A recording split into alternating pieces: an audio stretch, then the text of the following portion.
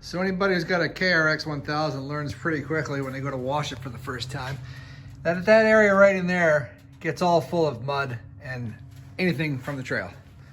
So I ordered from AJ's side-by-side accessories the inner fender liners that he just made. So today I'm going to do a unboxing and install video. It just came in the mail. I was kind of surprised he said it was going to be a little bit longer, but they're the same kind of stuff that he makes the fender flares and everything like that out of. So you got your passenger side, you got your driver's side. I also ordered these door pulls. They go on the inside of the doors because I'm always going to grab something and my hand slides off, but that's what that is. Gives you a couple cards, sticker, instructions, and the hardware. So I'll get to the install here in just a moment. So they're not in yet, but you really got to wrestle up in there. It says kind of in the directions you have to do that. So I'm in the process of doing that. They're almost there. I'll get back to you when I get them up. So a couple of things while I'm doing this. I like how these fit in here. I don't really care for the hardware setup. He wants you to put a self-tapper hex head bolt right here. I don't like that. I want to be able to pull these out easily if I need to. So I drilled a 5/16 hole and I used the push pin. And I'm about to do that up here too, but this cross member is in the way of my drill. I tried to put one of those self-tappers in and it just wasn't going well. So I'm gonna take this crossbar off and drill it. And I'm gonna put 2 push pins up there. And I did the same thing here. He has you bolting these in, which is fine. I just want easy removal, so I drilled 2 more holes. If you look around the back here, those tabs are what I ran the push pins through.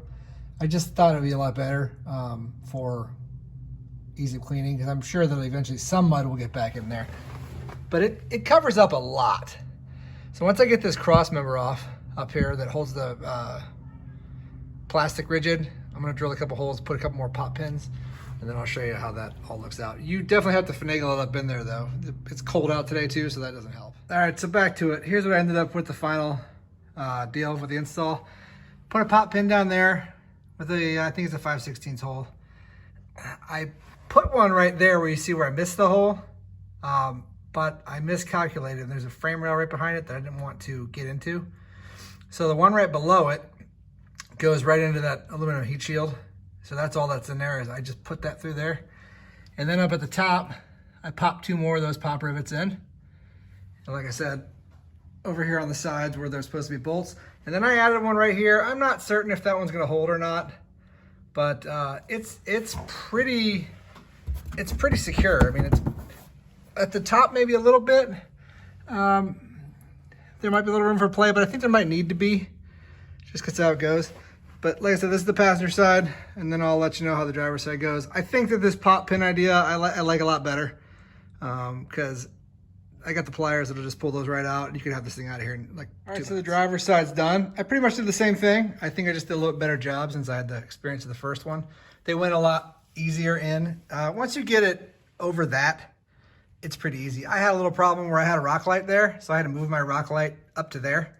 So that was a little bit of an install problem, but I put the 2 push pins up top, and then I put the push pin down at the bottom there.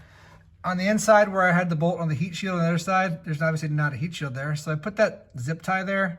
There's a little bracket behind it, and I just ran that around the bracket just so it would stay, you know, not flopping around if it does get a bunch of mud on it.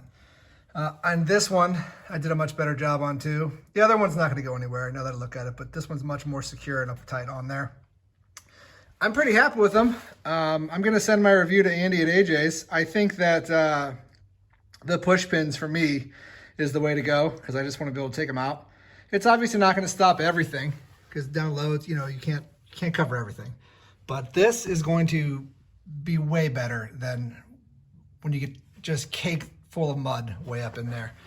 Andy's a real nice guy. When we talked to him on the phone, I asked him, how come you don't do online sales? And he said he likes to talk to his customers because he's old school, make sure they know what they're getting and get the right thing. And I was not expecting these for a couple more weeks. He said he still had to get them cut and made, so he got these out to me pretty fast. I also installed these door handle holes that I got from him.